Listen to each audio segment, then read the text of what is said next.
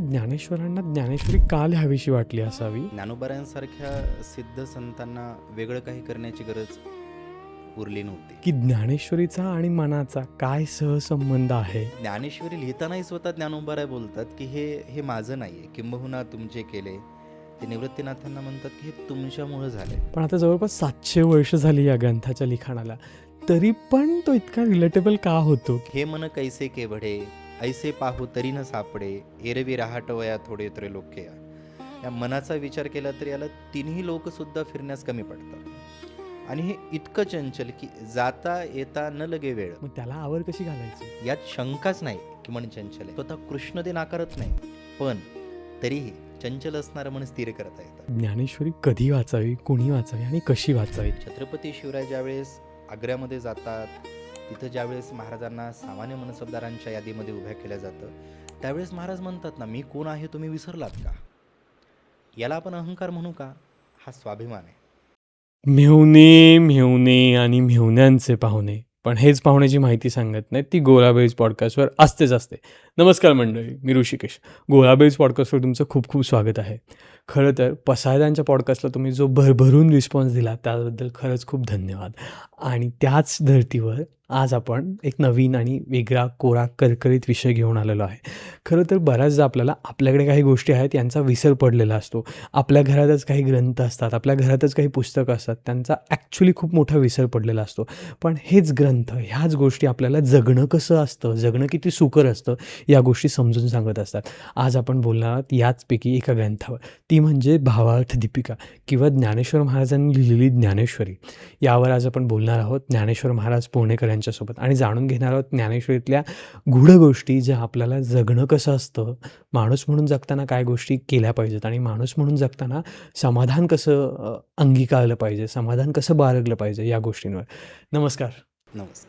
खरं तर सुरुवात करतानाच मला असं विचारायला आवडेल की ज्ञानेश्वरांना ज्ञानेश्वरी का लिहावीशी वाटली असावी आणि ती आजही वाचल्यानंतर इतकी रिलेट का होते? म्हणजे असं म्हणतो ना आपण की गीता उघडावी आणि त्यातलं कुठलंही पान बघावं आणि आज आपल्याला आपल्या प्रश्नांची सोल्युशन मिळतात. तर तो रिलेटेबलपणा किंवा ते एक सहसाधर्म्य कसं काय मिळतं आपल्याला? खरं तर ज्ञानोबाऱ्यांचा विचार केला तर ज्ञानोबाऱ्यांसारख्या सिद्ध संतांना वेगळं काही करण्याची गरज उरली नव्हती.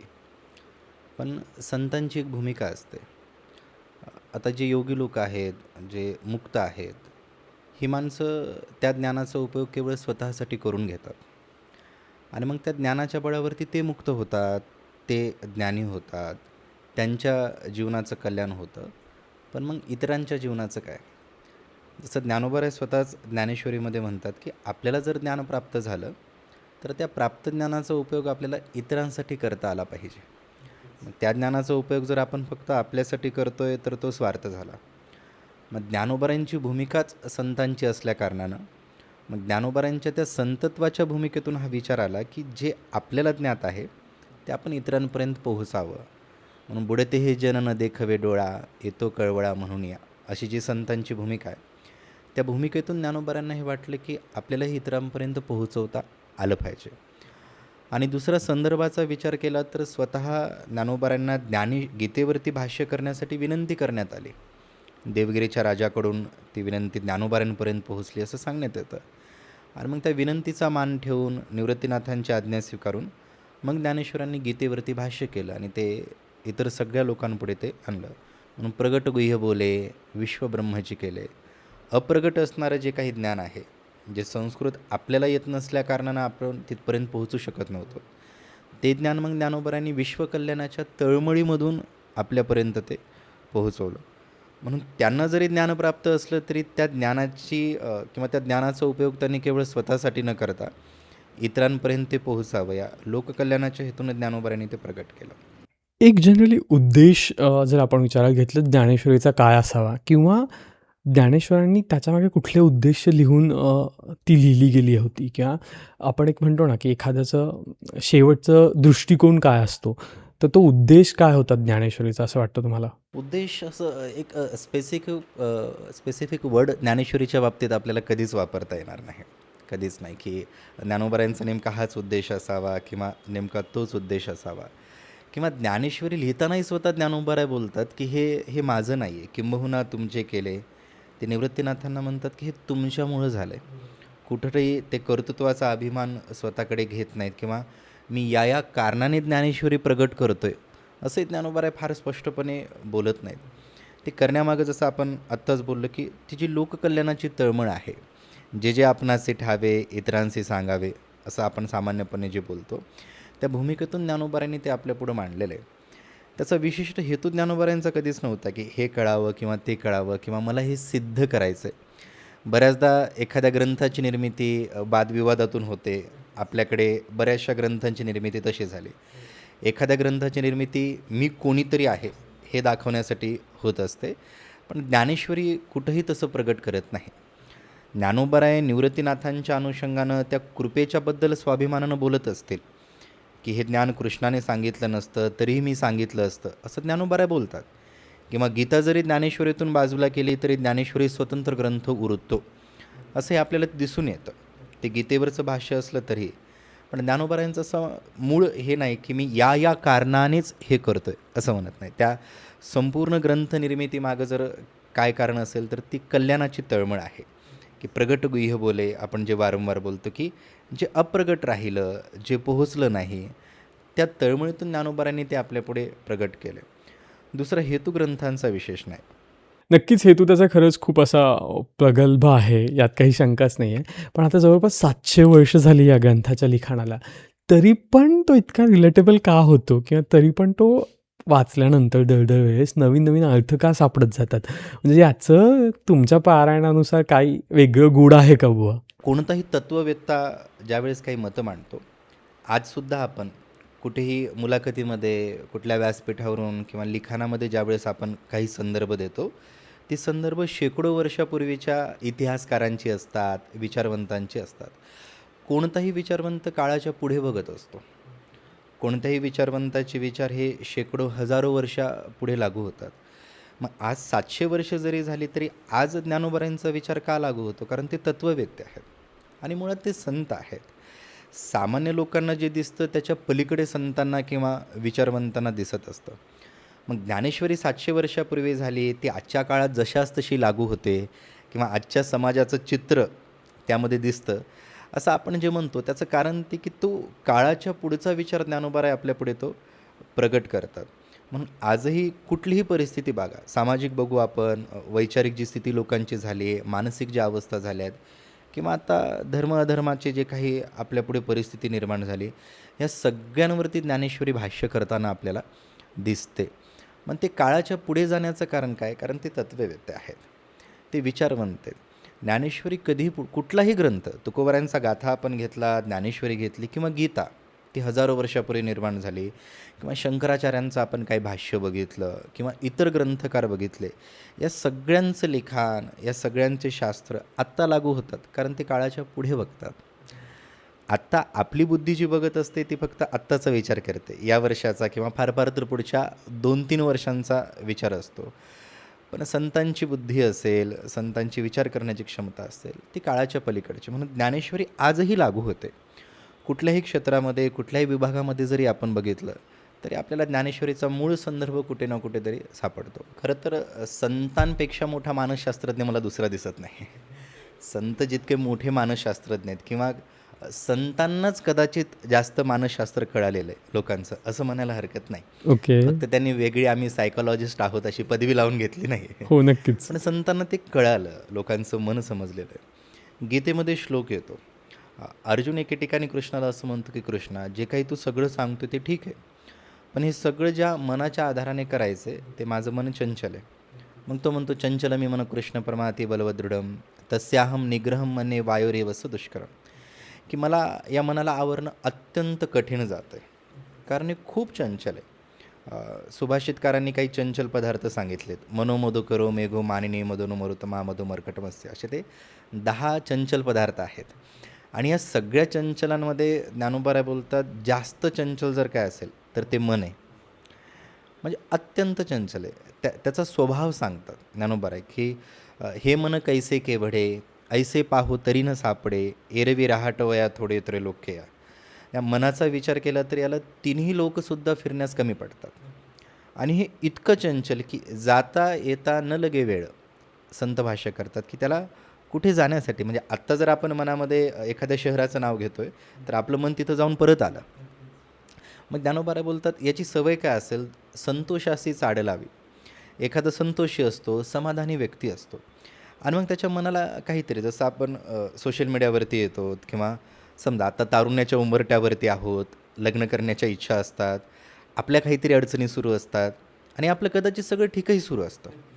मग अचानक आपण इंस्टाग्राम उघडतो, व्हॉट्सअप उघडतो, कोणाचं तरी स्टेटस असतं त्याचं लग्न झालं आहे, किंवा इंस्टाग्रामला येतो, कोणाच तरी स्टोरी असते की त्याने गाडी घेतली आहे. तोपर्यंत आपलं मन स्थिर असतं, आपल्याला गाडीची गरज नसते, आपण त्या लग्नाच्या मानसिकतेमध्ये नसतो, आपल्या आपल्या काही अडचणी सुरू असतात. पण ते दिसतं आणि ते मनाला दिसल्याबरोबर मन काय करते की नको, हे आपल्याला हवं आहे, ही गाडी आपल्याकडे का नाही, तो मोबाईल आपल्याकडे का नाही, ती गोष्ट आपल्याकडे का नाही. म्हणून ज्यावेळेस आपण बाजारामध्ये पाहतो त्या प्रॉडक्टपेक्षा मानसिकता विकल्या जाते, आपण बघतो की.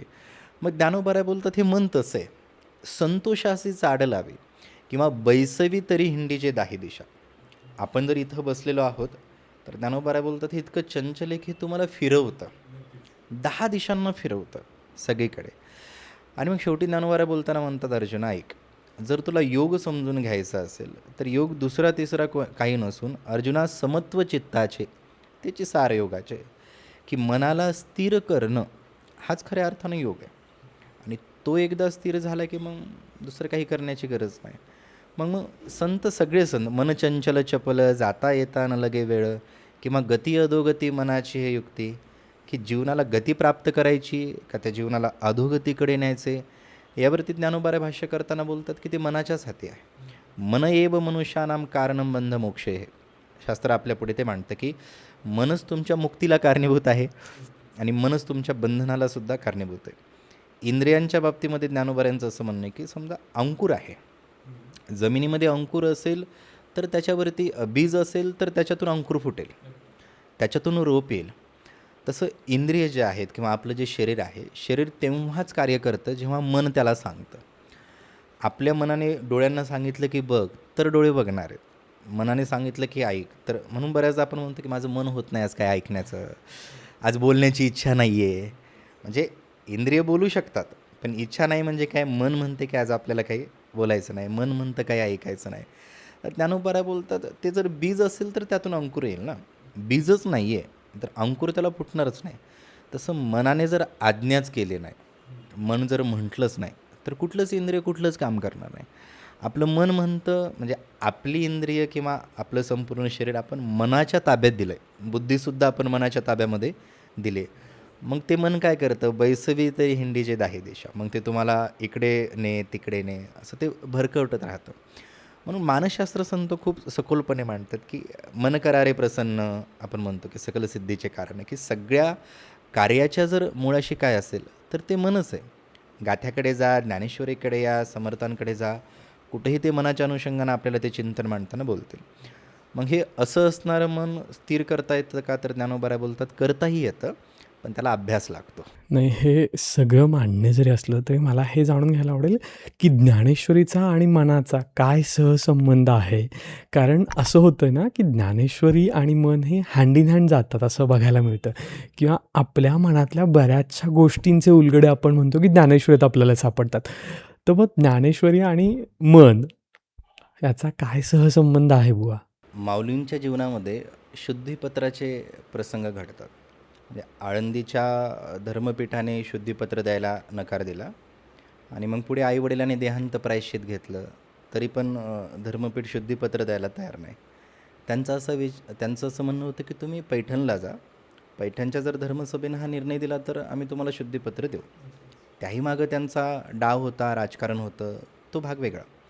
पण पैठणला गेल्याच्या नंतर मग ज्ञानेश्वरांचा अधिकार सिद्ध झाला सगळ्यांच्या पुढे. मग आपण संदर्भ पाहतो, रेड्यामुखी वेद बोलविला, गर्भद्विजांचा हरविला, इतरही अनेक प्रसंग. आणि पैठणच्या वास्तवाचा जो काही काळ होता ज्ञानोबारांचा, त्या काळामध्ये ज्ञानोबारांनी गीतेवर आख्यानं दिलेली आहेत. त्या काळामध्ये पैठणचा जो काळ होता वास्तव्याचा, पैठण म्हणजे ज्ञानोबारांच्या वडिलांच्या मामाचं गाव. पैठण ज्ञानोबारांच्या आजोळ, थोडक्यामध्ये आपण त्या अनुषंगानं ज्ञानोबारांच्या वडिलांचं ते आजोळ. आणि ही पैठणची ब्रह्मसभा झाल्याच्यानंतर ज्ञानोबाऱ्यांना तो अधिकार त्यांनी दिला, शुद्धीपत्र वगैरे, तेव्हा जेव्हा की त्यांना ती गरज नव्हती, पण तरी मग तिथं गीतेवरती उपाख्यानं दिलीत असा संदर्भ येतो. कीर्तनंसुद्धा ज्ञानोबाऱ्यांनी त्या ठिकाणी केलेल्याचे संदर्भ आपल्याला दिसतात. आणि मग पैठणच्या वास्तव्यावरून ज्ञानोबाऱ्या निघाले आणि परत येण्यासाठी जो मार्ग निवडला तो नेवासाचा होता. प्रवरेच्या काठी नेवासा आहे. आज जर आपण गेलो तर अहिल्यानगर आणि पुणे हायवेला आपल्याला ते दिसेल. आणि तिथं गेल्याच्या नंतर मग ज्ञानोबाऱ्यांचा तिथंही सत्संग सुरूच होता. नित्य प्रवरेला स्नान करायचं, प्रवचन वगैरे द्यायची. आणि या पैठणच्या धर्मसभेचे जे प्रमुख होते ते देवगिरीच्या दरबारी होते, असे जे संदर्भ सांगितले जातात. आणि मग देवगिरीच्या राजाची ही इच्छा होती की गीतेचा प्रचार किंवा प्रसार व्हावा. आणि मग हा प्रचार प्रसार करायचा आहे तर जे ज्ञान आहे ते ज्ञान आपल्या भाषेमध्ये येणं गरजेचं आहे. खरं ते आत्ताच्या काळामध्ये सुद्धा हे फार गरजेचं आहे. बऱ्यापैकी आपण इतर भाषांमध्ये शिकतो. इंग्रजीचं जे फार ओझं आपल्यावरती टाकलेलं आहे, आधी आपल्याला ती भाषा शिकावी लागते आणि मग त्याच्यामध्ये आपण ज्ञान घेतो. पण इथंही ज्ञानोबाऱ्यांच्या बाबतीमध्ये विषय कसा होता की संस्कृतमध्ये ज्ञान आहे. आता सामान्य लोक तिथपर्यंत येणार किंवा त्या काळामध्ये तो अधिकार त्या लोकांना दिला जात नव्हता. मग हे ज्ञान असंच राहावं का? तर राजाची इच्छा होती की हे इतरांपर्यंत पोहोचावं. म्हणून ते सगळं शिष्टमंडळ नेवाशाला आलं. तिथं आल्याच्यानंतर ज्ञानेश्वरांना विनंती करण्यात आली की आम्हाला गीतेचा प्रचार प्रसार करायचा आहे, गीतेवरती आम्हाला विवेचन हवं आहे. मग ज्ञानोबाऱ्यांनी निवृत्तीनाथांची आज्ञा घेतली आणि निवृत्तीनाथांची आज्ञा घेऊन मग पुढे गीतेचा विस्तार केला. मग गीतेचा जो विस्तार आहे, गीतेचं जे ज्ञानोबाऱ्यांनी विवरण केलं, जी काही टीका केली, ती ज्ञानेश्वरी म्हणून आपल्यापुढे प्रगट झाली. आणि ही ज्ञानेश्वरी ज्ञानोबाऱ्यांनी सांगितली, लिहिली सच्चिदानंद बाबांनी. ज्ञानेश्वरीच्या शेवटी ते स्वतःचा उल्लेख करतात. शके 1272 ते टीका केली ज्ञानेश्वरे, सच्चिदानंद बाबा आदरे लेखकू जाहला, स्वतःचा उल्लेख ते शेवटी करतात. त्यांची पण स्वतंत्र कथा येते. त्यांचं नाव बाबाजी पंत थावरे आधीचं, आणि ती एक पूर्ण कथा आहे, थोडी मोठी आहे. मग शेवटी ज्ञानोबाऱ्यांनी त्यांचं नाव सच्चिदानंद असं ठेवलेलं आणि ते ज्ञानेश्वरीचे लेखक झाले. आणि मग ज्ञानोबाऱ्यांनी ते सगळे रस आपल्यापुढे प्रगट केले. त्यातही ज्ञानेश्वरीचं वैशिष्ट्य असं की आपल्याकडे शृंगाराची एक परंपरा आहे, साहित्य आपण ज्याला म्हणतो, आणि दुसरी तत्त्वज्ञानाची परंपरा आहे. हे दोन प्रवाह आहेत. मग तत्त्वज्ञानाची परंपरा बघितली तर व्यासांची परंपरा आपल्याला दिसते, आणि साहित्याची परंपरा दिसली तर कालिदासांकडे आपण ते जातो, शृंगाराकडे. साहित्य आपल्या मनाचं रंजन करतं. म्हणजे थोडक्यात साहित्याची भूमिका काय असते की तुम्हाला दुःखातून भ्रमामध्ये आणायचं, सुखाच्या भ्रमामध्ये ते आणून ठेवतं साहित्य. तितक्या काळापुरतं ते सुखाचा आभास निर्माण करतं. पण तत्त्वज्ञान काय करत असतं की तत्त्वज्ञान तुम्हाला त्या आभासातून बाहेर काढतं आणि सांगतं की हे दुःख आहे. ही वस्तुस्थिती आहे, याच्यापासून तुम्ही पळू नका. साहित्य काय करतं की मन रमवतं. मग असं झालं की तत्त्वज्ञान जीवनासाठी उपयोगी आहे, पण तत्त्वज्ञान ऐकायला जड असतं. ते इतकं जड असतं की ते रुचत नाही कानाला, की होतच नाही, मनाची इच्छा नाही. आणि साहित्य किती रुचलं तरी त्यातून काही प्रबोधन होतं अशातला काही भाग नाही. मग ज्ञानेश्वरीचं वैशिष्ट्य काय असेल तर ज्ञानेश्वरी साहित्याची खाण आहे. स्वतः ज्ञानोबाऱ्यांच्या शब्दामध्ये ते साहित्याची खाण आहे, आणि त्यासोबत ती तत्त्वज्ञानाचं एक अलौकिक दर्शन आपल्यापुढे मांडते. म्हणजे त्या काळातला ज्ञानेश्वरी एक अलौकिक असा ग्रंथ ज्ञानोबाऱ्यांनी आपल्यापुढे आणला की ज्याच्यामध्ये साहित्याच्या दृष्टिकोनातून बघितलं तरी ती अलौकिक आहे, आणि तत्त्वज्ञानाच्या दृष्टिकोनातून बघितलं तरी ती अलौकिक आहे. मग कोणी तिला भावार्थ दीपिका म्हटलं, कोणी ज्ञानेश्वरी, नामदेव महाराज तिला ज्ञानदेवी असं म्हणतात, आणि ज्ञानोबा त्याला धर्मकीर्तन असं म्हणतात. किंबहुना तुमचे केले धर्मकीर्तन हे सिद्धी नेले. मग ही नेवाशाला प्रवरेच्या काठी 1212 साली ज्ञानोबाऱ्यांनी ज्ञानेश्वरी प्रगट केली. हे गीतेवरचं भाष्य आहे. पण तरीही ज्ञानोबाराय, जसं आपण बोललोत की ज्ञानेश्वरीमध्ये गीतेचे संदर्भ सोडूनही ज्ञानेश्वरी स्वतंत्र प्रगट होते. खूप आहे. 700 श्लोकांचा विस्तार 9000हून अधिक ओव्यांमध्ये ज्ञानोबाऱ्यांनी आपल्यापुढे मांडला आहे.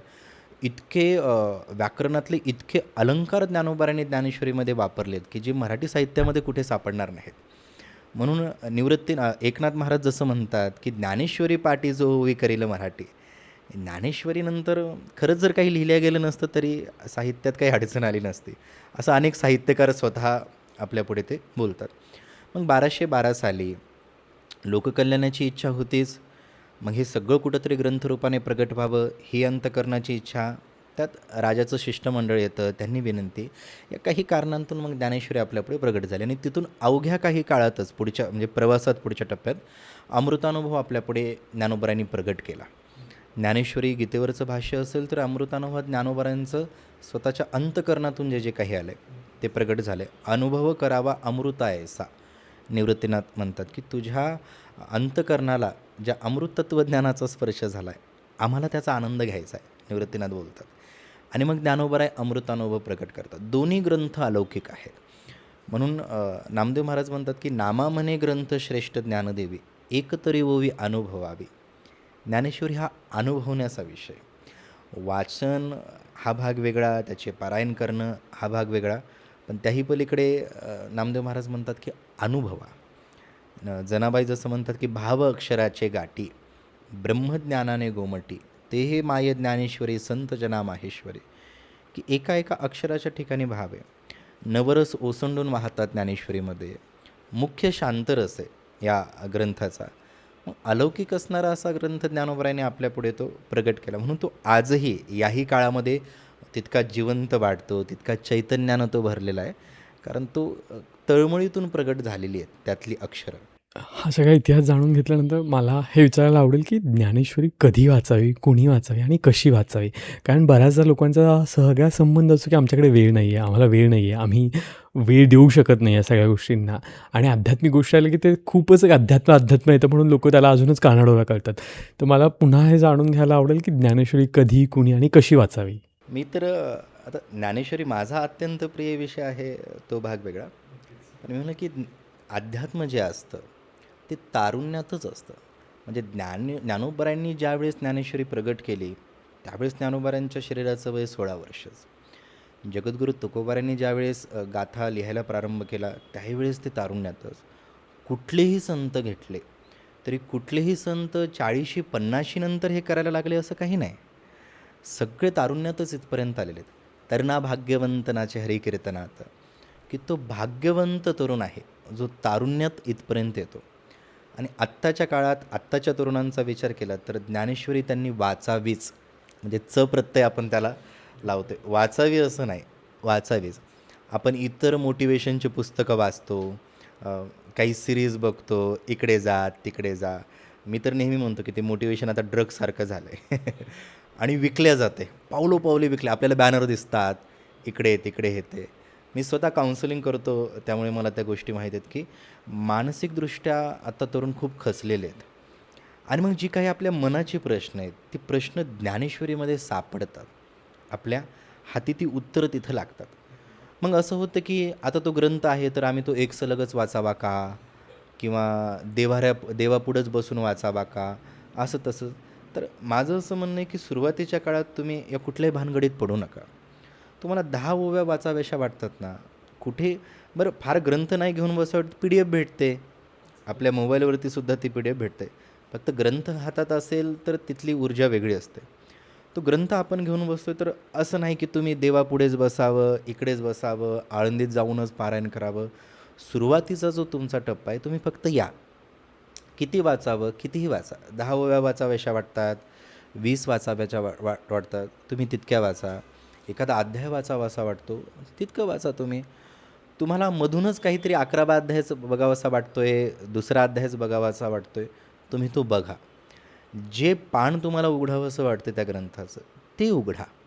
मनावर दडपण आणलं ना की हे नियमातच बसवावं, हे करावं, मग काय होतं की त्या नियमांमुळे तरुण टाळाटाळ करतात. त्यांना असं वाटतं की नको, हे दडपण आहे. कारण मग आम्ही आधीच सांगतो असंच बसा तुम्ही, आंघोळच केली पाहिजे, हेच केलं पाहिजे, तेच केलं पाहिजे, अमुकच करा, हे सगळी नियमं लावतो. आणि त्या नियमांना घाबरून मग लोक तिथपर्यंत येत नाहीत.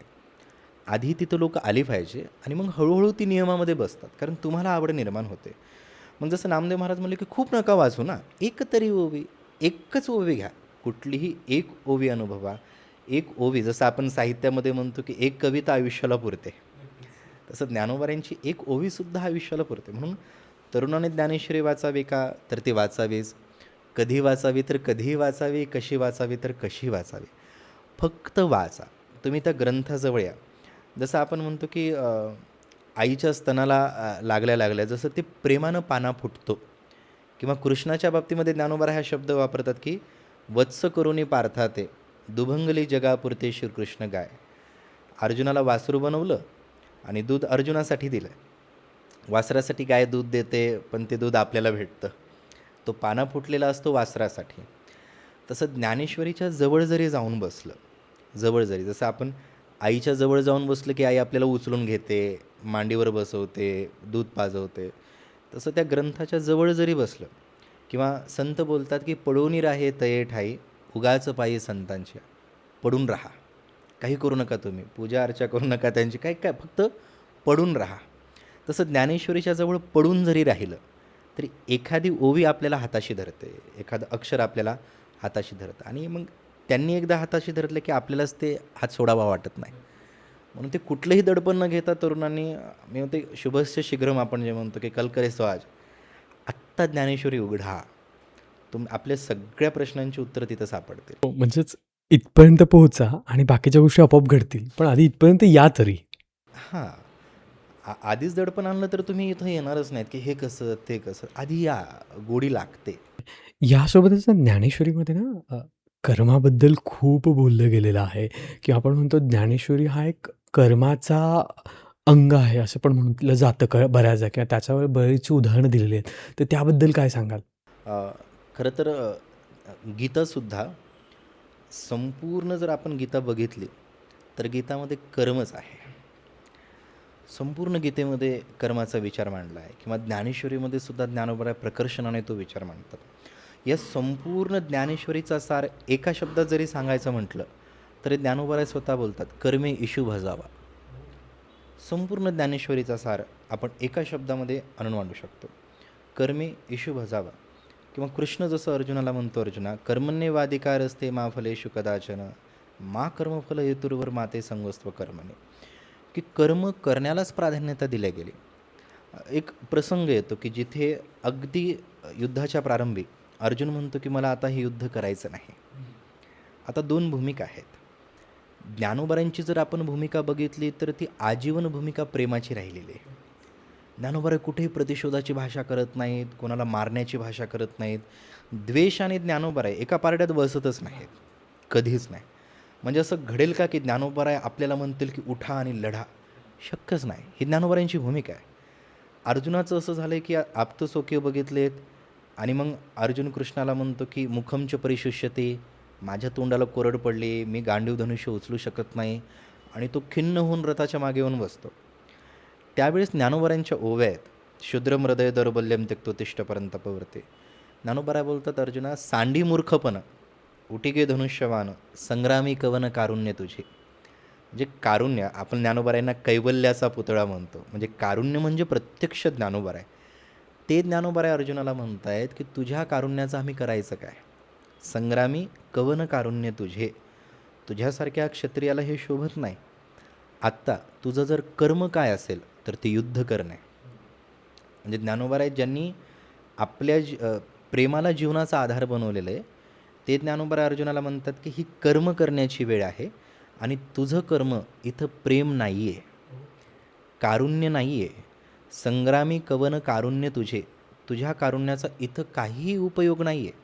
इथं जर उपयोग कशाचा असेल तर तुझ्या ठिकाणी असणाऱ्या क्षत्रिय धर्माचा. मग तुझ्यासाठी श्रेष्ठ कर्म जर काय असेल तर तुझ्या स्वधर्माचं पालन करणं, त्यालाच आपण स्वकर्म असं म्हणतो. मग ज्ञानोबा बोलतात, अर्जुना बघ, अगा स्वधर्म हा आपुला कठीण जरी झाला, आपलं स्वकर्म किती जरी कठीण असलं तरी त्याचंच पालन करावं, त्याचंच. हे असो वनिता आपुली कुरूप जरी झाली, भोगिता तिची भली जियापरी. ज्ञानोबा एक एक उदाहरण आपल्या पुढे देतात. ज्ञानोबा बोलतात ते कितीही कठीण असू द्या, आणि आपुली माय आपली आई आहे, ती म्हातारी झाली म्हणून तिचा त्याग करावा का? तसं आपला स्वधर्म एखाद्या वेळेस तुम्हाला तो कठीण वाटेल, एखाद्या वेळेस तुम्हाला असं वाटेल की आमचं आचरण होणार नाही, तुम्हाला इतक्या शक्यता निर्माण होतील जसं अर्जुनाच्या पुढे निर्माण झाल्या की तो स्वकर्म करण्यापासून परावृत्त होते. ज्ञानोबा बोलतात नाही, कर्म श्रेष्ठ आहे. सगळ्या जीवनाचं सार सांगताना ज्ञानोबा बोलतात कर्मे इशू भजावा. एकतर कर्मालाच परमात्मा माना किंवा परमात्म्याचंच कर्म मानून ते कर्म करत राहा. आपण जे कर्म करतो म्हणून तया सर्वात्मका ईश्वरा स्वकर्म कुसुमाची वीरा पूजा केली होय अपारा तोषा लागे. ज्ञानोबा बोलतात, जो सर्वव्यापक परमात्मा आहे, त्या परमात्म्याला जर तुम्हाला फुलं अर्पण करायचीत, तर ती करायचीत कुठली? कर्माचीच. तुमचा जो कर्म आहे, तो कर्मच तुमच्यासाठी परमात्मा आहे. किंवा आपण जर सावता माळींकडे आलो, तर सावता माळी सोप्या भाषेत ज्ञानोबाऱ्यांचं हे तत्त्वज्ञान सांगतात. कांदा मुळा भाजी अवघी विठाबाई माझी. ते माझं कर्म आहे, ते माझं कर्तव्य आहे, ते माझ्या वाट्याला आलेलं आहे. आले भागा ते करीतो, ते माझ्या वाट्याला आलेला हाच माझा परमात्मा आहे. कर्मे इशू भजावा, ज्ञानोबा बोलतात. म्हणजे कर्मयोग सांगतात. आता मग कर्मयोगाचा खूप विस्तार आहे. त्याच्यामध्ये तुम्हाला सकाम निष्काम कर्म सापडतील, नित्यनैमित्तिक कामे प्रायश्चित, अशा आता ते अनेक त्याच्यामध्ये कर्माचे प्रकार पाहायला मिळतात. पण ज्ञानोबा बोलतात की निष्काम कर्मामध्ये जर तुम्हाला निष्काम कर्माचं आचरण करायचं आहे, तर आधी तुम्हाला नित्यकर्म कळाली पाहिजेत. आणि उपहास करतात. उपहास करताना असं म्हणतात की लहान मुलं आहे आणि ते खूप प्रयत्नाने आईचं दूध पितं. लहानच आहे, त्याला काही दात नाहीत, काही नाही. अशा मुलापुढे जर आपण पंचपक्वान्न आणून ठेवले, तर त्याला ते खाता येतील का? मग आपण भलेही म्हणतो की कर्मे इशू जावा, पण ते इतकं सोपं थोडीच आहे. ज्ञानोबा त्यासाठी तुम्हाला आधी एक एक पायरी चढावी लागेल. नित्य समजून घ्या, नेहमी हे एक एक कर्माचे टप्पे समजून घ्या. मग हळूहळू ती अवस्था वाढत गेली की मग तुम्ही तिथपर्यंत येता. मग योगः कर्मसु कौशलम, हा योग असेल किंवा कर्मयोग आपण ज्याला म्हणतो, हे कौशल्य आहे, स्किल आहे. ज्ञानोबारांच्या शब्दात हे स्किल आहे. आपण कितीही म्हटलं कर्म करायचं नाही, तरी कर्म आपल्या हातून घडतं. ज्ञानोबा बोलताना असं बोलतात की आपण असं ठरवलं की ऐकायचं नाही, तर न ऐकणंसुद्धा कर्म आहे, न बोलणंसुद्धा कर्म आहे. मी काहीच करत नाही, हे सुद्धा काहीतरी करणं येतं. मग ते इतकंही सोपं नाही जितकं सोपं आपल्याला ते वरकरणे बोलताना वाटत असतं. पण ज्ञानोबा त्यातल्या त्यात म्हणतात, जे कर्म तुमच्या वाट्याला आलं, जे तुमचं कर्म आहे, तुम्ही कुठल्याही क्षेत्रात नोकरी करताय, देशासाठी सेवा करताय, राजकारणात आहात, कुठे आहात, तुम्ही त्याला ईश्वर माना. तुमच्या कर्माला ईश्वर माना. आणि त्याची पूजा कशाने करायची असेल, तर ती कर्म फुलांनीच करायची. त्याला तुमच्या तया सर्वात्मका ईश्वरा स्वकर्म कुसुमाची विरा. आणि तो प्रसन्न कशाने होतो, तर प्रसन्न त्याच्यानेच होतो, की त्यातून त्याला प्रसन्नता सापडते. म्हणून कर्मयोग सांगताना ज्ञानोबा बोलतात की कर्माला परमात्मा माना आणि त्याला फुलं अर्पण करत असताना केलेल्या कर्माचीच अर्पण करा. म्हणून ज्ञानेश्वरीच्या शेवटीसुद्धा आता हे कर्मच आहे, आपण असं म्हणू की हे कर्म आहे ज्ञानोबारांनी जे प्रकट केलं. पण ज्ञानोबा बोलतात की बहुना तुमचे केले, येथ माझे जे उरले पायिकपण, माझं इथं काही नाही.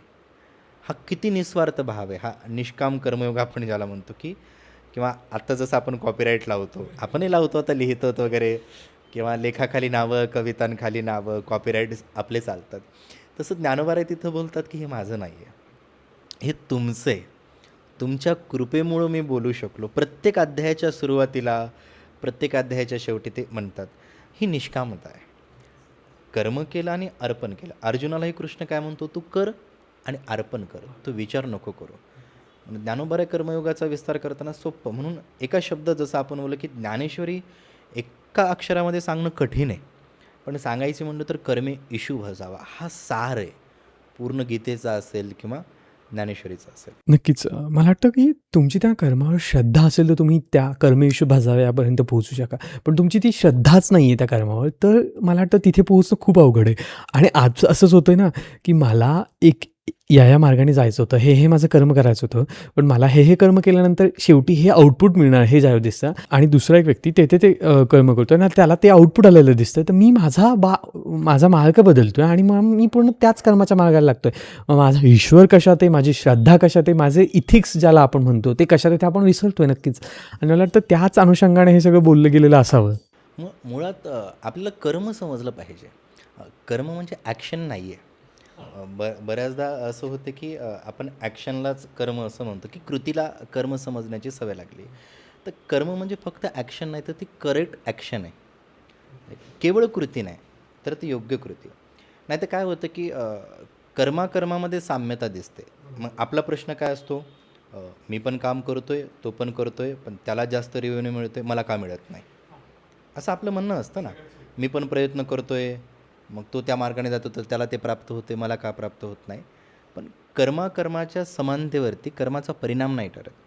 मग त्याला उदाहरणं असं सांगितलं जातं की एक दरोडेखोर आहे आणि एक डॉक्टर आहे. आता डॉक्टर पण आपलं संपूर्ण शरीर झाकतो आणि चांगल्या पद्धतीनं झाकतो. दरोडेखोरसुद्धा आपलं पूर्ण चेहरा झाकतो, शरीर झाकतो. दरोडेखोराकडे हे धारदार शस्त्र असतं आणि डॉक्टराकडे हे असतं. आता ते डॉक्टरही आपल्या शरीराला ते शस्त्र लावतात, त्यांच्याकडे जो काही चाकू छोटा असेल तो, आणि तो दरोडेखोरसुद्धा आपल्या शरीराला तो लावतो. आता बघायला गेलं तर कृतीसारखे आहे का नाही? यानेही शरीर झाकलेले आहे, त्यानेही झाकलेले आहे. याच्याकडे आपण फक्त नाव देतो, यांच्याकडे सर्जरी ब्लेड आहे, त्यांच्याकडे चाकू आहे. धारदार शस्त्र आहेत. दोघांनी आपल्या शरीराला लावलेत. मग आता आपण असं म्हणू का की त्याच्या कृतीचा आणि याच्या कृतीचा परिणाम सारखाच यावा? दरोडेखोरानं जर शरीराला ते शस्त्र लावले तर त्याचा हेतू आपली हत्या करणं, खून करणं किंवा आपल्याला लुटणं आहे. डॉक्टराने जर ते आपल्या शरीराला शस्त्र लावले आणि तो आपलं शरीर जर फाडतोय, तर त्याचा उद्देश आहे की प्राण वाचवायचेत. त्यासाठी तो सर्जरी करतायत, त्यासाठी ते उपचार करतायत. आता कृती सारखी आहे, पण कृतीचा परिणाम वेगळा आहे.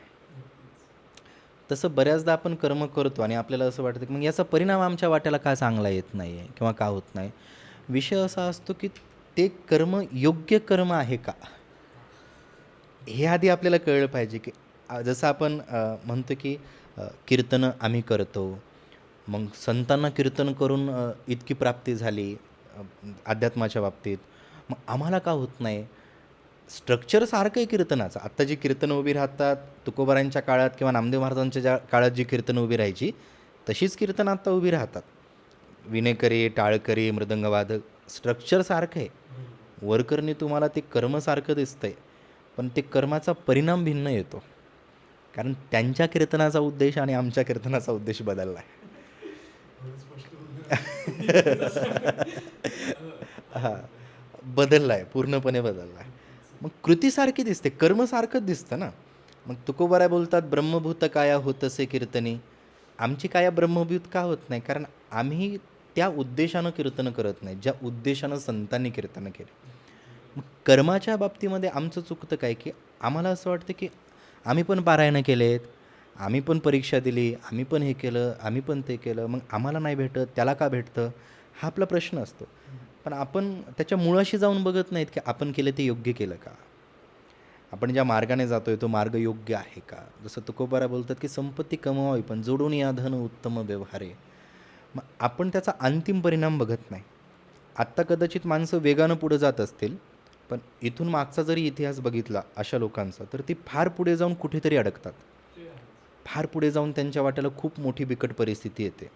आणि आत्ता जर आपण समाधानाने चालत असू तर पुढे जाऊन आपले मार्ग मोकळे होतात. आपण त्या दृष्टीने चालतो. पण मग असा जर विचार केला की नाही, मग मी थोडीशी वाटवाकडी करू का? आत्ता जर आपण चांगलं कर्म करू, ते आता ते संचित, क्रियमान, प्रारब्ध असे त्याचे ते टप्पे आहेत कर्माचे.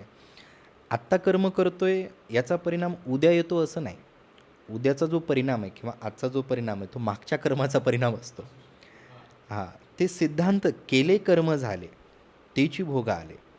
जे कर्म आपण आधी करतो त्याचा परिणाम आपण आत्ता भोगतोय. आत्ता जे कर्म करू याचे परिणाम पुढे येणार आहेत. आपल्याला इन्स्टंट रिझल्ट हवा आहे. आज केले तर मला उद्याचा परिणाम, उद्या जो परिणाम येतो तो मागचं शिल्लक राहिलेल्याचे परिणाम आहेत. आत्ता जे कर्म चालले त्याचे परिणाम तुम्हाला अजून काही काळानं येतील. कदाचित महिनाभरानं, कदाचित वर्षभरानं किंवा आयुष्याच्या शेवटी तुम्हाला त्याचे परिणाम वाटायला येतील. पण तुम्ही असं म्हणू शकत नाहीत की सिद्धांत सरळ सांगतात. शास्त्र असं सांगतं, भाष्यकार असं बोलतात की कर्म केलं आणि त्याचा परिणाम आला नाही असं शक्यच नाही. आणि कर्म नाही केलं आणि त्याचा परिणाम आला हेही शक्य नाही. म्हणजे एखादं कर्म आपण करतो आहे तर त्याचा परिणाम येणारच, आणि जर कर्म केलं नसेल तर त्याचा परिणाम येतच नाही. आणि जे कर्म आपण करतो आहे त्या कर्माचा परिणाम भोगावा लागतो. आमचे गुरुवारी असं म्हणतात की जुळे मुलं जर असतील, राम आणि श्याम, आई एखाद्या वेळेस कन्फ्यूज होईल की कुठला राम आणि कुठला श्याम, पण कर्म कन्फ्यूज होत नाही. रामानं केलेले कर्म श्यामच्या वाट्याला जात नाही, श्यामानं केलेले रामच्या वाट्याला येत नाही. रामाचं कर्म रामच भोगतो, श्यामाचं कर्म श्यामच भोगतो. तुम्ही कर्म घेऊ शकत नाहीत कोणाचं. म्हणून हा विचार कधी करायचा नाही की त्यांच्या आज जर ते वाईट काम करतायत दिसतंय, पण ते चांगलं काहीतरी भोगतायत, तर कदाचित तो त्यांच्या मागच्या कर्माचा परिणाम आहे. आपण आता चांगलं करतोय पण आपल्या वाट्याला चांगलं येत नाही, तर मागचं शिल्लक राहिलं आहे. आपण म्हणतो ना आलिया भोगासी असावे सादर, त्याचा अर्थ आहे की मागं जे झालं आहे ते आत्ता तुमच्या वाट्याला आले ना, ते भोगून संपवा. पण आत्ता कर्म चांगले करा. बऱ्याचदा असं होतं की मग मी का चांगलं वागू, मी का चांगलं बोलू, ते होतं ना, मन आहे शेवटी आपलं की मी प्रामाणिक राहून माझ्या वाट्याला काय आलं. मनाचा प्रश्न आहे ना, की मी प्रामाणिक राहून माझ्या वाट्याला काय आलं. आणि मग तो प्रामाणिक राहत नाही, पण तो सक्सेसफुल होतोय, काही करतोय, पुढे जात आहेत. मग आपल्यालाही वाटतं की नाही, आपण ते करावं करावं, पण त्याचा उपयोग नाही. आपण असं मनाचं समाधान ठेवलं पाहिजे की आत्ता मी चांगलं कर्म करतोय, पण माझी परिस्थिती वाईट असेल तर हे मागचं आहे. आत्ता चांगलं यासाठी करायचं की हे पुढे चांगलं होणार आहे. नक्कीच कर्माबद्दल दुमत नाही आहे. पण आता असंही एक बघायला मिळतं, की एका जनरल व्यक्तीसाठी किंवा एका सामान्य नागरिकासाठी हे सुकर्म आहेत किंवा हे चांगली कर्म आहेत आणि ही वाईट कर्म आहेत. हा विभाजन कसं करायचं? कारण तेच कळत नसल्यामुळे मला वाटतं बरीचशी लोकं अशा वेगवेगळ्या मार्गांना लागलीत किंवा वेगवेगळ्या गोष्टी अवलंबत आहेत आणि मग त्याच्यामध्ये म्हणा वेगवेगळे ज्योतिषशास्त्र असू द्यात. हो, शास्त्र म्हणून त्याचा मान नक्कीच आहे, पण त्याच्या आहारी जातात आणि कर्म न करता त्याच्या आहारी जातात आणि अपेक्षा करतात की काहीतरी फळ मिळावं, पण ते मिळत नाही आहे नक्कीच.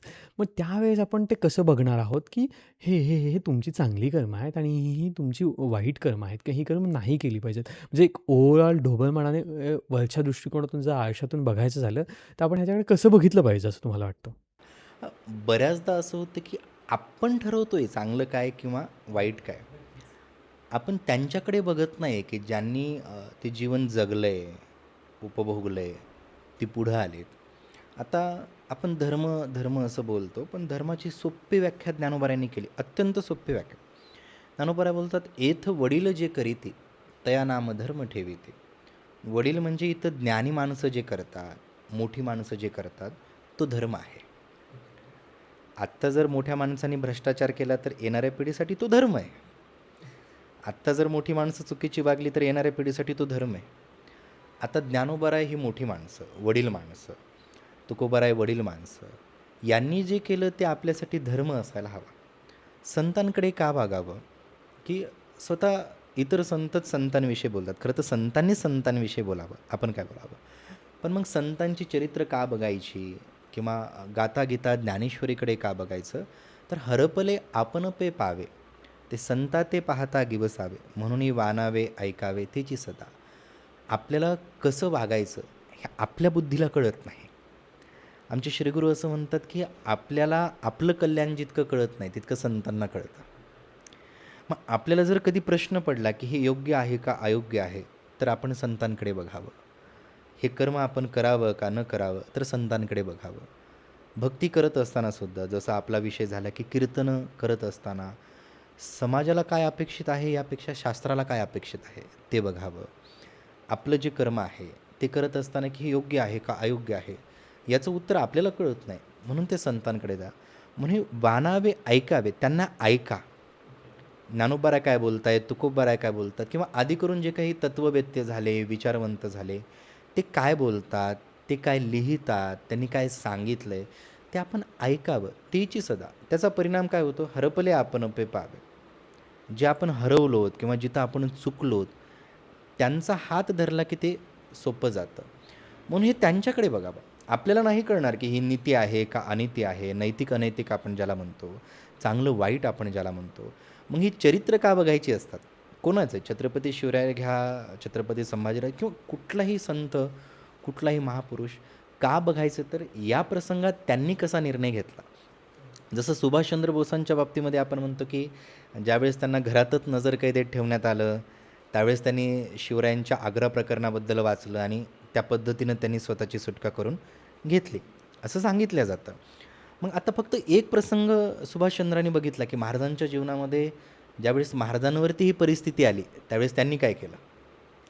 आतासुद्धा आपण समजा भ्रष्टाचाराचा जरी विषय धरला किंवा जसं तुकोबारायांना नजराणा पाठवला होता, प्रत्यक्ष महाराजांनी पाठवला, तरी तुकोबाराय स्वतःची अत्यंत बिकट परिस्थिती असताना ते नाकारतात की आम्हाला नको आहे. आम्ही तेने सुखी म्हणा विठ्ठल विठ्ठल मुखी. आम्ही सुखी आहोत. तोंडामध्ये मुखामध्ये आमच्या नाम आहे, आम्ही सुखी आहोत. मग आपल्या जीवनामध्ये समजा एखादा आयोजक आहे, त्याने आम्हाला खूप पैसे दिले, आमचं कौतुक करा. एखादा राजकारणी तो म्हणेल आमचं हे करा. तर अशा प्रसंगात आम्ही काय करावं, तर आम्ही तुकोबारायांकडे बघावं. प्रत्यक्ष महाराजांचा नजरांना अत्यंत बिकट परिस्थिती गरज असताना नाकारला. गरज नसताना नाकारलं तर भूमिका वेगळी, असताना नाकारला. मग आम्हाला गरज आहे का? तर नाही आहे. आम्ही पण ते नाकारलं पाहिजे. हे नको. म्हणून जिथे-जिथे आम्हाला नीती-अनीती, योग्य-अयोग्य, चूक-बरोबर, कर्म-अकर्म कळत नाही, तिथं सरळ संतांकडे जावं. कारण त्यांना कळतं. ते वडील आहेत, ते धर्म जाणते आहेत, ते ज्ञानी आहेत म्हणून ते तिथं आहेत. म्हणून कधीही प्रश्न पडला की तिथं जावं. नाहीतर ज्ञानोबा जसं बोलतात की सूर्य उगवल्याच्या नंतर प्रगटली आग बसती अशेषही मार्ग. नाना प्रकारचे मार्ग आपल्याला दिसतात. चौकामध्ये उभे आहोत म्हणजे चारही मार्ग बरोबर असतील असं नाही. मग आपण जसं Googleला विचारतो की मी कुठे जाऊ? मग तो सांगतो हे 3-4 मार्ग आहेत. कुठला जवळ सापडतो बघ. तसं संतांकडे गेले की संत सांगतात, बघ हा निर्णय घेऊ शकता, तो घेऊ शकता आणि तो घ्यावा तर आपलं कल्याण आहे. नक्कीच. म्हणजे आपण विठू माऊलीचा टिया आणि Google मॅपचं जे सिम्बॉल आहे लोकेशनचं, त्याची कंपॅरिझन करतो. त्याच्यापेक्षा मला वाटतं ही ॲक्चुअली रिअल आयुष्यात खऱ्या आयुष्यात कंपॅरिझन करणं खूप जास्त गरजेचं आहे, की मला हे 4 मार्ग आहेत, मला संतांनी सांगितलेले आणि त्यातला मला कुठला अवलंबायचा आहे आणि ते शोधणं हे जास्त महत्त्वाचं आहे. ती कंपॅरिझनपेक्षा ही जास्त कधी गरजेची आहे. आणि मला वाटतं जसं-जसं तुम्ही तुमचे मार्ग निवडता, तसं-तसं तुम्हाला तुमची दृष्टी कळते. तुम्हाला नैतिक-अनैतिक यातला फरक कळतो आणि त्यानुसार तुम्ही पुन्हा त्या मार्गांवर चालायला लागता. पण हे सगळं करत असताना शेवटी मनाचा प्रश्न येतोच ना आणि जसं तुम्ही मगाशी म्हणालात ते चंचल आहे. मग त्याला आवर कशी घालायची? आपण अगदी सुरुवातीला जसं बघितलं की मनाचा स्वभावच चंचलता आहे. ज्यावेळेस अर्जुनच म्हटला ना कृष्णाला की चंचल मन कृष्ण, की कृष्ण अरे माझं मन अत्यंत चंचल आहे. माझं काय मनच चंचल असतं. मग कृष्ण त्याला दुजोरा देतो. कृष्ण नाकारत नाही. कृष्ण म्हणतो असंशयम महाबाहो मनोदुर्निग्रहम चलम, की निश्चितच अर्जुना यात अजिबात शंका नाही की मन चंचल आहे. स्वतः कृष्ण ते नाकारत नाही. तो म्हणतो की असंशयम महाभाव यात शंकाच नाही की मन चंचल आहे. पण तरीही चंचल असणारं मन स्थिर करता येतं. ते स्थिर कशाने करता येतं तर तुम्हाला साधना करावी लागते. साधना अलीकडच्या आपल्या भाषेमध्ये तुम्हाला त्याचा अभ्यास करावा लागतो. आता असं होतं की जितके आपण प्रॉडक्ट बघतो मार्केटमध्ये किंवा जितक्या गोष्टी चालल्यात, हे सगळं चाललं आहे कशासाठी? बाह्य अंगासाठी.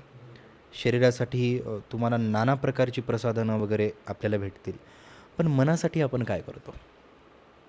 मन प्रसन्न करण्यासाठी, मन स्थिर करण्यासाठी मनाचा अभ्यासच आम्ही करत नाहीत. आत्ता अलीकडे असं होतं की आपलं जर मन डिस्टर्ब झालं किंवा लहानपणापासून काही जणांची मनं डिस्टर्ब असतात. मग ती डिस्टर्ब असली की आपल्याकडे त्याला वेडं म्हणतात. आपल्याकडे अजूनही मनाला स्वतंत्र विज्ञान मान्य करत नाहीत. आपण अगदी किती 21व्या शतकामध्ये आलो तरी मन आजारी पडत असतं, मन थकत असतं. मनाची पण एक मर्यादा आहे. जसं शरीर आपलं थकतं. शरीर थकल्याच्या नंतर आपण झोपी जातो. शरीराला भूक लागल्याच्या नंतर आपण त्याला खाऊ घालतो. शरीराला बघतो ना आपण, शरीराला आपल्या ताप येतो. मग मनाचा आपण कधी विचार केला की मनालाही ताप येतो, मनही आजारी पडतं, मनही थकत असतं. मग थकलेल्या मनासाठी आपण काय करतो? आता अगदी सुरुवातीच्या काळाचा विचार केला तर ती जीवनपद्धतीच अशी होती की तिथं मनाचा विचार आपोआपच केला जात होता. आता असं झालं की लोकांना मेडिटेशन असं करावं लागते. त्याला शब्द वापरावा लागते की तुम्ही मेडिटेशन करा. आधी लोकं ध्यानाला बसायची. जपमाळा आपण जपतो. ज्ञानदेव मोन जपमाळा अंतरे. असं धरून बसायचो आधी आपण. देव्हाऱ्यापुढे बसायचो किंवा पारायण करणं म्हणजे वेगळं काय? जसं जनाबाई म्हणतात ना, भाव धरून या वाचे ज्ञानेश्वरी. हे भाव म्हणजे काय? तुम्ही तिथं बसा. मनाला तिथं बसवा. आता आपण कुठल्या गोष्टीजवळ मनाला बसवतो? सोपं उदाहरण घ्या. दिवसभरामध्ये किमान आपण 100 रील पाहतो. किमान कमीत कमी 100 रील आपण पाहतो. सायंकाळी फक्त विचार करायचा की आपण कुठल्या 100 रील पाहिल्या होत्या? एकही आठवत नाही. का आठवत नाही? मनाकडे संग्रह झाला नाही त्याचा. म्हणजे आणि काय होतं की इमोशन्स असतात, कुठल्याही भावना असतात. एक भावना तुम्हाला हळूहळू ती जगवावी लागते, म्हणजे उतरू द्यावी लागते. एक रील आपल्यापुढे डिप्रेशनची येते, स्क्रोल करतो, हसण्याची येते, स्क्रोल करतो, मोटिवेशनची येते, स्क्रोल करतो, तिसरीच काहीतरी मूव्हीची येते, स्क्रोल करतो, कुठल्यातरी भ्रष्टाचाराची येते. मन चंचल व्हायलं ना, मन स्थिरच होत नाही. म्हणजे ते हसण्यावरती स्थिर नाही आहे, ते दुःखावरती स्थिर नाही, ते मोटिवेशनवरती पण स्थिर नाही आहे. एक भावना इतक्या जलद गतीनं आधीच मन चंचल आहे आणि आपण त्याला चंचल गोष्टी देतोय कंटिन्यू. मग असं झालं का की नाही आम्ही एकच विषय पाहतोय, आत्मविश्वासाचाच विषय बघतोय किंवा आम्ही दुःखाचाच विषय अभ्यासतो. दुःखाच्याही मुळाशी जात नाहीत, आपण सकारात्मक गोष्टींच्याही मुळाशी जात नाहीत, धावतो आहे. मग त्यामुळे मन जास्त चंचल झालं. आधी चंचल असणाऱ्या मनाला ज्ञानोबा एके ठिकाणी म्हणतात, माकड आहे. आता माकड मुळातच या झाडावरून त्या झाडावर उड्या मारत, आपण त्याला माकड उड्या असं म्हणतो, कोणी लहान लेकरं उड्या मारत असेल तर, तो चंचल आहे. अशा चंचल असणाऱ्या माकडाला विंचवाने चावलं. आधीच चंचल, आता ती विंचू चावल्याच्या नंतर जी आग उठते ती ज्याला चावली त्याला माहीत आहे ते काय असतं. आता माकड, त्यात तो चावला आहे आणि त्यात ज्ञानोबा बोलतात असा तसा नाही, हा दारू पिलेला माकड आहे. तुम्ही विचार करा आता, माकड, त्यात मदिरा प्राशन केलेला, त्यात त्याला विंचवाचा दंश झाला आहे. आता तो किती शांत बसेल. मग ज्ञानोबरायांचा प्रश्न आहे, ऐसे कैसे नाही घडेल की मरकट समाधी गेलं. असं शक्य आहे का की माकड समाधीस्थ होईल. नाथ महाराज म्हणतात ही दशाच ते अशी तशी आहे रे. त्याला विंचवाने चावले, त्याने दारू पिलेली आहे. मग आधीच मन चंचल आहे, म्हणजे आधीच ते माकड आहे आणि चंचल असणाऱ्या मनाला तुम्ही दारू पाजवली, म्हणजे त्या माकडाला दारू पाजवली, म्हणजे तुम्ही त्याला अजून चंचल होण्यासाठी गोष्टी देताय. रील आपण किंवा या त्या गोष्टी, किंवा आपण हे पॉडकास्ट हे बघतो, लोक रील बघतात, लाँग पॉडकास्ट बघत नाहीत. तिथं क्राऊड येत नाही येतो का, तर ते चंचल मनाला त्यांनी दारू पाजवली आणि त्यामध्ये डंक. मग कोणी काहीतरी घेतो, कोणाचं काहीतरी सक्सेस स्टोरी आपण बघतो, मग ही अवस्था अशी झाली. मग त्यात मन इतकं गोंधळून गेलं की मनाला काय हवं हेच माहीत नाही. म्हणजे 10 तरुण जर बसवले आणि त्यांना विचारलं तुम्हाला काय हवं आहे, तर माहीत नाही. कारण ते कन्फ्यूज झालेत, गोंधळलेत, द्विधा स्थिती निर्माण झाली.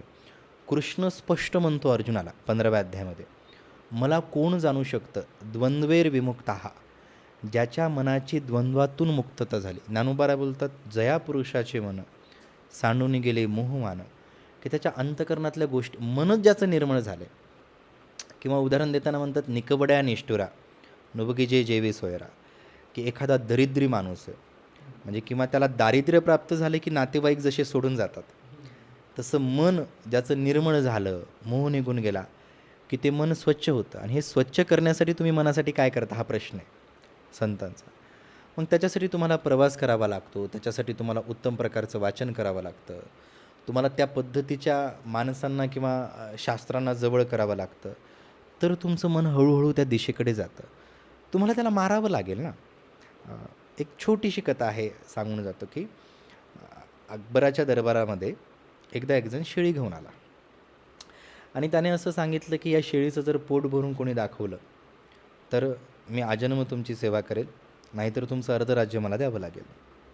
आता प्रत्येकजण पुढं आला, शेळीला घेऊन जायचा, दिवसभर चारा वगैरे टाकायचा, खाऊ घालायचा, परत आणायचा. मग त्या सभेत आणल्याच्या नंतर असं व्हायचं की तिची परीक्षा घ्यायची, आता पोट भरलं का नाही.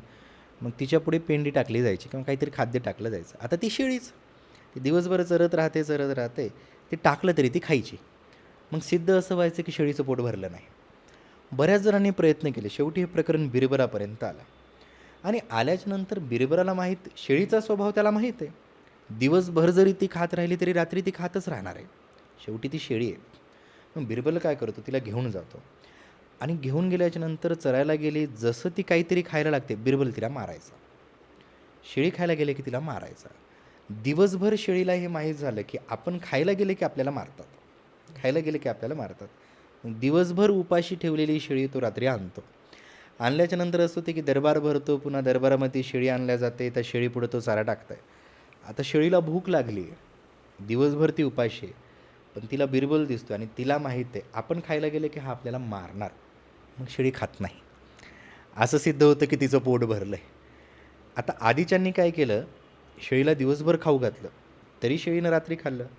बिरबलाने काय केलं, खायला गेले की मारायचं. मन तसं आहे, तुम्ही याला जितकं खाऊ घालाल जितकं याला त्या गोष्टी देत राहाल तितकं याला हवंसंच वाटणार आहे.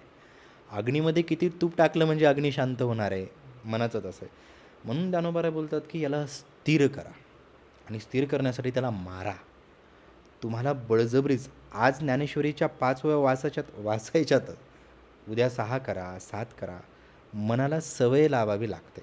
आपण ती लावू देत नाही. मनाला नाही, थोडं जरी मनाविरुद्ध वाटलं की आपण सोडून देतो. तसं करू नये, बसाच, आग्रहानं बसवा त्याला. आग्रहानं बसवत गेलं, मारत गेलं की मग मनाला कळतं नाही हा आपला ऐकत नाही, आपल्याला इथं बसायचं आहे.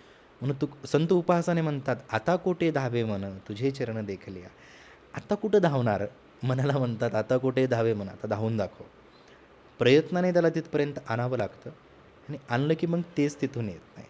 म्हणून ज्ञानोबा मन हा मोगरा अर्पणेश्वरा पुनरपी संसारा येणे नाही, त्याला अर्पण करा.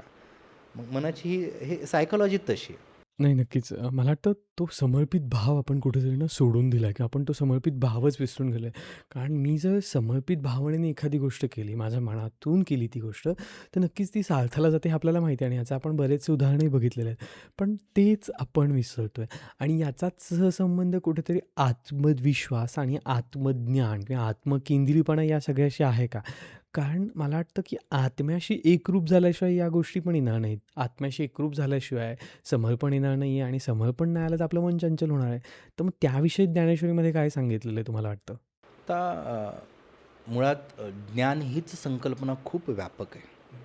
ज्ञानोबा बोलतात, अर्जुना बघ, जिथे विचारही मागे निघतो, तर्कही जिथे लागू होत नाहीत, विचार मागुता पावली निघे, ज्ञानोबा बोलतात.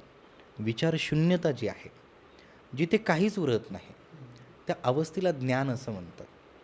ध्यानाच्या बाबतीमध्ये व्याख्या करताना असं सांगतात, की जिथे सकारात्मक आणि नकारात्मक दोन्हीही विचार नसतात, त्या शून्य अवस्थेला ध्यान असं म्हणतात. हे ज्ञानही तसंच आहे. आणि मग आता हे ज्ञान प्राप्त करायचे तर त्याला वैराग्य लागतं. ज्ञानोबा बोलतात, की हे आत्मज्ञान कशाचं आहे, तर ते आत्मलाभाचे सौभाग्य जेणे ब्रह्मानंदायोग्य होते जे, ते हे विषय वैराग्य आत्मलाभाचे सौभाग्य जेणे ब्रह्मानंदायोग्य होते जेव्हा.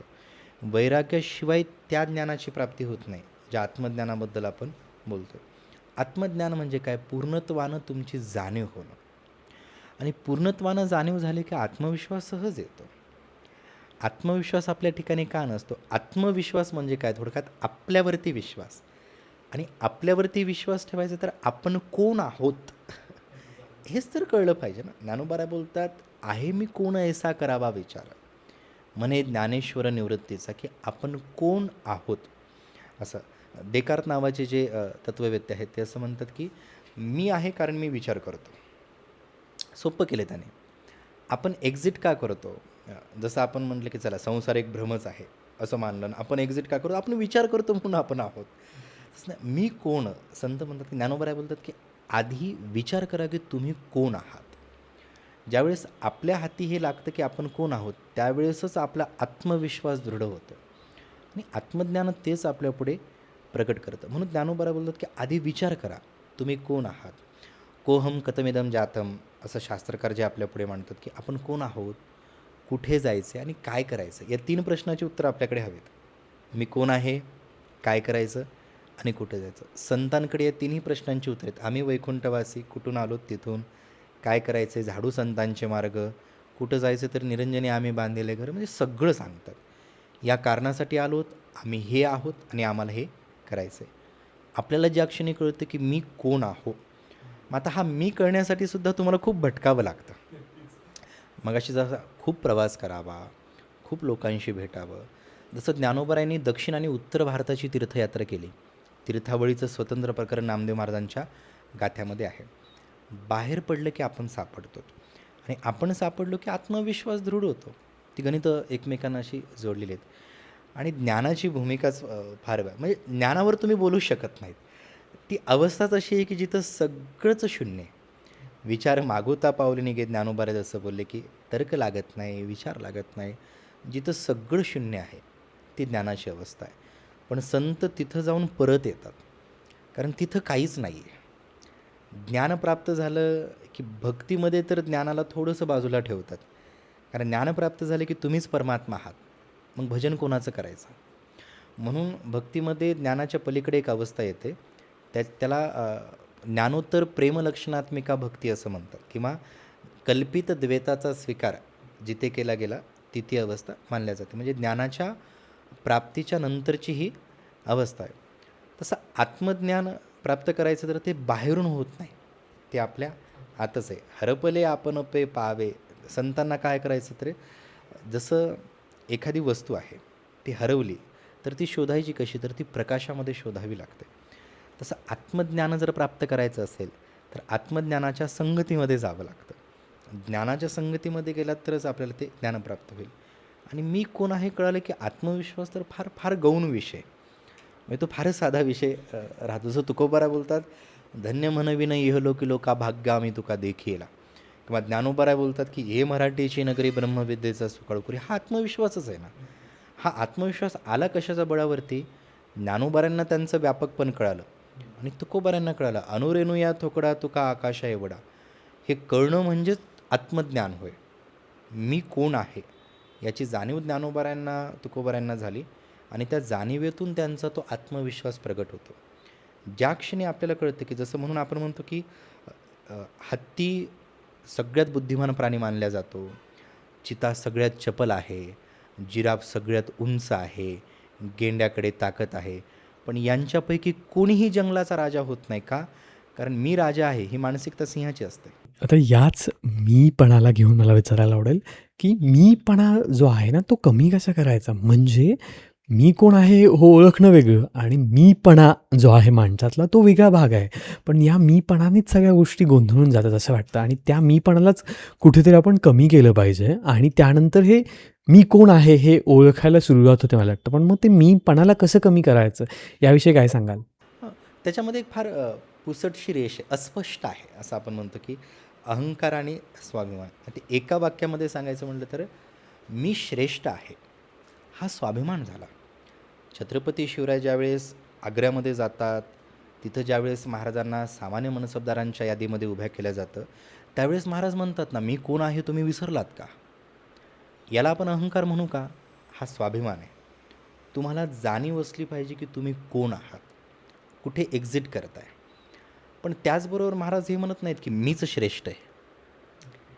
महाराजांची भूमिका लक्षात येते का? जसं तुकोबाराय पण म्हणतात ना, आम्ही व्यापक आहोत, आम्ही तसे आहेत. पण तुकोबाराय असं म्हणत नाहीत की आम्हीच. च जर लागला तर तो अहंकार. मी उत्तम लेखक आहे, मी उत्तम वक्ता आहे, ही ज्यावेळेस आपल्याला जाणीव असते, हा स्वाभिमान असतो आणि यातून आपण तो स्तर टिकवून ठेवतो. ज्या क्षणी मला हे कळतं की मी एक उत्तम लेखक आहे, तर माझं नेहमी हेच असतं की मला उत्तमच लिहायचं, कारण मी उत्तम आहे. मी देतानाही चांगलंच देणार, कारण मी चांगला आहे. पण जर मी असं म्हणलं की मीच उत्तम लेखक आहे, मीच उत्तम वक्ता आहे, तर तो अहंकार आहे. इतकी इतकी फार साधी रेष आहे त्याच्यामध्ये. स्वतःला श्रेष्ठ मानण्यात काहीच गैर नाही. ज्ञानोबाराय ज्ञानेश्वरीमध्ये स्वतःचं श्रेष्ठत्व सांगतात. सगळ्या संतांनी कुठे ना कुठेतरी सांगितलं आहे. आपण जर संत वाङ्मय बघितलं तर प्रत्येक ठिकाणी कुठेतरी ते सापडेल आपल्याला मोठेपण. पण ते अहंकार नाही आहे, तो अधिकार आहे. ज्ञानोबारायांना माहिती आहे की माझं ज्ञान किती आहे, तुकोबारायांना माहिती आहे की त्यांचा अधिकार किती आहे. पण कुठंही ते असं म्हणत नाहीत की मीच श्रेष्ठ आहे, मीच मोठा आहे. मग आपण ज्या क्षेत्रामध्ये आहोत, नाहीतर मग लोक तुम्हाला पायाच्या धुळीसारखं हे करतील, झटकून टाकतील कुठे. तुम्ही किती उत्तम अभिनेते आहात तुम्हाला कळलं पाहिजे, किती उत्तम लेखक आहात, वक्ते आहात, आपल्या क्षेत्रामधले त्या कामामध्ये तुम्ही किती मास्टर आहात. जर तुम्हाला स्वाभिमानच नाही आहे तर तुम्ही लाचार होता. पण स्वाभिमानाची ती रेष ओलांडली की तो अहंकार होतो. हे खाली आलात तर तुम्ही लाचारीकडे जाता आणि वरी गेला तर अहंकाराकडे जाता. हे दोरीवरची ही कसरत आहे, तुम्हाला ती टिकून ठेवावी लागते. स्वतःचं श्रेष्ठत्व कळलं पाहिजे, पण मी श्रेष्ठ आहे हा अहंकार झाला नाही पाहिजे. नक्कीच मला वाटतं तुम्ही म्हणालात तसं ती एक छोटीशी रेष आहे. मी आणि अहंकार म्हणजे माझा स्वाभिमान आणि माझा अहंकार आणि आपल्याला तो स्वाभिमान जपायचा, तो अहंकार नाही जपायचा आहे. पण मला वाटतं तो जपण्यासाठी हे सगळं वाचलं गेलं पाहिजे. त्यातून तो आनंद मिळवला गेला पाहिजे, की ह्या वाचनात जो आनंद आहे तो मिळाला पाहिजे आणि मला वाटतं आपण तिथेच चुकतो. ते वाचायलाच झजत नाही आहोत आणि मग वेगवेगळ्या मार्गांना लागतो आहे. नक्कीच. मुळात सगळ्यात मोठी अडचण काय झाली की ज्ञानेश्वरी हे धर्मकीर्तन आहे, स्वतः ज्ञानोबाराय बोलतात. पण त्याच्यामध्ये इतके विषय ज्ञानोबारायांनी हाताळले आहेत की संतांचं एक वैशिष्ट्य जर काय असेल वारकरी संप्रदायामध्ये, तर त्यांनी केवळ परमार्थ नाही मांडला, त्यांनी प्रपंच मांडला आहे. स्वतः ज्ञानोबाराय जसं बोलतात की असोनी संसारी जीवे वेगू करी, की संसारामध्ये राहा आणि त्यामध्ये राहून ते साध्य करा. म्हणून व्यावहारिक पातळीवरती जितकं संसाराचं ज्ञान नाही तितकं संतांनी सांगितलं आहे की संसार असा करावा तसा करावा. पण दुर्दैवानं आम्हाला असं वाटतं की त्यामध्ये फक्त देवदेवच सांगितलं आहे किंवा इतर गोष्टी. त्यामध्ये दोन भूमिका आहेत. जे प्रचारक आहेत ते प्रचारक कमी पडले लोकांपर्यंत ते पोहोचण्याच्या बाबतीमध्ये, आणि लोक त्यांना त्याची गरज वाटली नाही. लोकांनाही त्या गोष्टीची गरज वाटली पाहिजे, तर ते तिथपर्यंत येतात. आणि जे प्रचारक आहेत त्यांनीसुद्धा बदलत्या काळानुसार सोशल मीडिया असेल, आत्ता प्रसारमाध्यमं इतकी आपल्या हातामध्ये आहेत. अगदी आपण व्हॉट्सअपपासून घेतलं, ट्रेड घेतला, हे घेतलं, हे जे काही सगळे प्लॅटफॉर्म आहेत, हे तिथपर्यंत पोहोचण्याची माध्यम आहेत. पण ती पोहोचत असताना थोडं कालाय तस्मै नमः असं म्हणत. आत्ताच्या जर तरुणांना ती ज्ञानेश्वरी अभ्यासायची, बघायची, तर त्यांना असं पटलं जसं की आता कॅल्क्युलेटेड झाले सगळे, की आम्हाला यातून काय फायदा? हा सगळ्यात पहिला प्रश्न हा असतो, की आम्हाला यातून. लोकांना जोपर्यंत त्यांचा फायदा दिसणार नाही, तोपर्यंत ते ज्ञानेश्वरीकडे येणार नाहीत. मग जी संसारी माणसं आहेत त्यांना त्यातलं काहीतरी सापडावं, जी तरुण आहेत त्यांना त्यातलं काहीतरी सापडावं. पण हे सापडण्यासाठी आपणच त्यांच्यापर्यंत जाणं गरजेचं आहे. म्हणून माझा वैयक्तिक हा प्रयत्न असतो, की थोड्याशा पारंपरिक चौकटी मोडून, त्याचा मूळ गाभा नाही मोडायचा, पण थोडीशी काळाच्या ओघामध्ये चौकट मोडून लोक तिथपर्यंत येणार नाहीत. आपल्याला ते घेऊन लोकांपर्यंत जाणं गरजेचं आहे. मग हे जसं आता हा तुमचा पॉडकास्टचा उपक्रम तुम्ही करताय, हाही एक माध्यमच आहे. आपण त्यांच्यापर्यंत पोहोचतो. कदाचित हे ऐकून 1-2 जरी लोक ज्ञानेश्वरीपर्यंत आली, तरी आपला प्रयत्न यशस्वी झाला असं म्हणायला हरकत नाही. मग ही माध्यमं आहे, ज्यांच्या माध्यमातून आपण ज्ञानेश्वरी, गाथा, गीता तिथपर्यंत पोहोचू शकतो. आणि ती पोहोचवत असतानासुद्धा ती योग्य पद्धतीनंच पोहोचली पाहिजे. नाहीतर कीर्तन हे सगळ्यात मोठं माध्यम आहे ज्ञानेश्वरी पोहोचवण्याचं, पण तिथं आता गाणीच गायला जातात. मग लोकांचं काय होतं, ह्यामध्ये कुठं काय आहे, हे सगळं पाखांड आहे, बुवाबाज, असा एक भ्रम तयार झाला ना. आता ते एक नॅरेटिव्ह तयार करण्यात आला आहे आणि त्या कारणानं लोक तिथपर्यंत जात नाहीत. आणि जी परंपरेमधील खूप मोठी माणसं आहेत, ज्ञानी माणसं आहेत, त्यांचा अधिकार मोठा आहे, पण ही लोक यांच्यात येत नाहीत. अडचण अशी ते झाले, की एक पूर्व दिशेला चालतो आहे आणि एक पश्चिम दिशेला चालतो, हे दोघं भेटणार कधी एकमेकांना, असं आहे. त्यांचा जर समन्वय साधायचा, तर प्रसारमाध्यमांचा योग्य उपयोग करायचा. प्रचारकाने थोडं काळाच्या ओघामध्ये लवचिक असणं गरजेचं आहे. कीर्तनकारांनी, कथाकारांनी थोडंसं त्या लोकांमध्ये येणं गरजेचं आहे. थोडं मॉडर्न होणं गरजेचं आहे. आपणही आधुनिक होणं, आधुनिक पातळीवरती. नाहीतर इतर देशातील तत्त्ववेत्ते आपल्यापर्यंत आलेत आणि आपले तत्त्ववेत्ते अजून आपल्यापर्यंतच पोहोचले नाहीत. हे आपलं दुर्दैव आहे. म्हणून ते पोहोचायचं असेल तर आपल्याला तिथपर्यंत उतरावं लागेल तळागाळामध्ये. नाहीतर मग ज्ञानेश्वरी केवळ पारायणापुरती, अखंड हरिनाम सप्ताहापुरती मर्यादित राहील. जेव्हा की त्याच्यामध्ये विश्वव्यापक विचार आहेत. ज्ञानोबारायांचे विचार विश्वव्यापक आहेत. जगची देह झाले इथपर्यंत ज्ञानोबाराय भाषा करतात. म्हणून प्रचारकांनी हे थोडंसं लक्षामध्ये घ्यावं, की आपल्याला माध्यमं बदलता आली पाहिजेत. आणि अनेक जण प्रयत्न करतात, नाही असं नाही. ऑनलाईन गुरुकुल काढलेत, ऑनलाईन गीतेचे क्लासेस सुरू आहेत, ज्ञानेश्वरीच्या संहिता सुरू आहेत.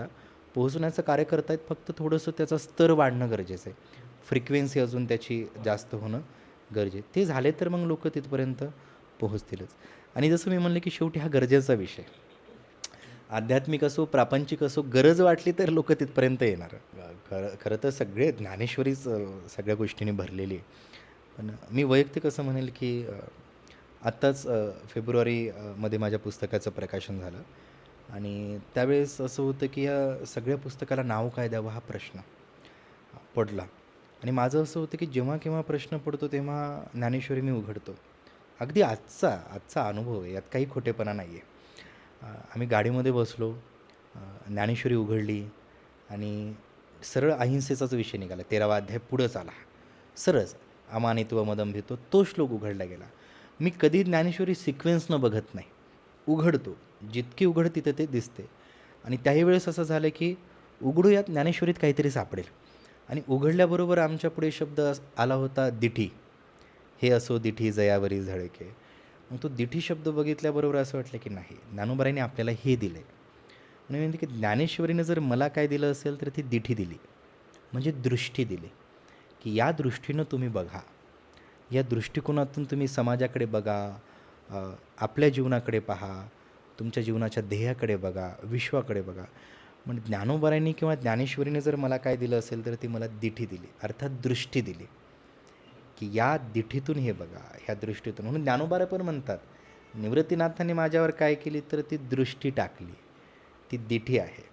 त्यांनाही तीच लाभली आणि माझ्या पूर्वभाग्याने मलाही ती दिठी ज्ञानेश्वरीतून लाभली. की मी नेहमी म्हणतो, की मला जे काही दिलं आहे ते ज्ञानेश्वरीने दिलं आहे. जे काही अक्षर मी लिहितो, जे काही शब्द मी बोलतो, ही सगळी दिठी जर कशाची असेल, दृष्टी जर ते ती ज्ञान, मग जैसी दृष्टी तैसी सृष्टी.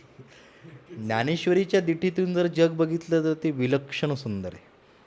आपल्या दृष्टिकोनातून बघितलं तर सगळं गोंधळ आहे.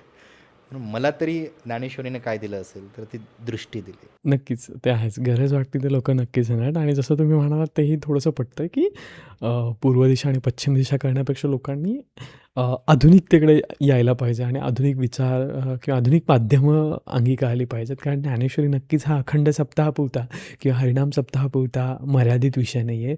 आपण त्याच्यातून जगणं कसं असलं पाहिजे हे शिकतोय किंवा जगणं कसं असावं हे शिकणार आहोत आणि ते क्षणोक्षणाला तुम्हाला शिकवतंय. तर त्या परीने या गोष्टींचे प्रयत्न व्हायला पाहिजेत आणि म्हणूनच मला हा पॉडकास्ट घ्यायची इच्छा झाली आणि तुम्ही इथे आलात आमच्यासोबत या सगळ्या विषयांवर गप्पा मारलात त्याबद्दल खरंच तुमचे खूप खूप धन्यवाद. त्याचबरोबर तुम्हाला हा पॉडकास्ट कसा वाटला ते आम्हाला कमेंटमध्ये सांगायला विसरू नका. तुम्हालाही असेच वेगवेगळ्या विषयांचे, वेगवेगळ्या अभंगांचे, वेगवेगळ्या आपल्या प्रार्थनांचे निरूपण हवे असतील, त्याच्यावर संवाद हवा असेल तर आम्हाला नक्की Instagramला किंवा कमेंटमध्ये DM करायला विसरू नका आणि आम्ही वेगवेगळ्या व्यक्तींसोबत या गोष्टी नक्की तुमच्यासोबत आणूयात. धन्यवाद.